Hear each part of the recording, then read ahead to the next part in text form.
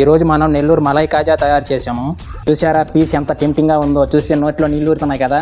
వీడియోని నెల్లూరు వాళ్ళు ఎంతమంది చూస్తున్నారో కామెంట్లో చెప్పండి. అలాగే సబ్స్క్రైబ్ చేసుకోండి. మీరు అక్కడ గంట సింబల్ కొడితే నాకు ఇక్కడ విజయవాడలో వినపడాలి. కాజా తయారు చేయడం కోసం అయితే ముందుగా కోవా అయితే 1 కిలో వరకు తీసుకోవాలి. ఆ తర్వాత 2 కిలోల వరకు మైదా పిండి తీసుకొని మొత్తాన్ని ఒక ముద్దలా కలుపుకోవాలి.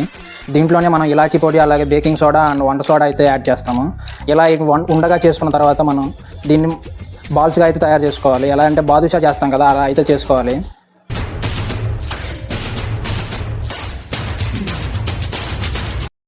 మీకు వీడియోలో కనపడుతున్నట్లుగా మనం బాదుషాని ఎలా అయితే చేసుకుంటాం అలా షేప్లో చేసుకొని లైన్లో పెట్టుకుంటాం.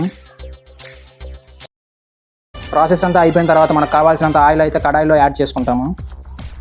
ముందుగా మనం కోవాతో తయారు చేసుకున్న ఈ కాజా పీస్ని అయితే ఆయిల్లో వేసి డీప్ ఫ్రై చేసుకోవాలి.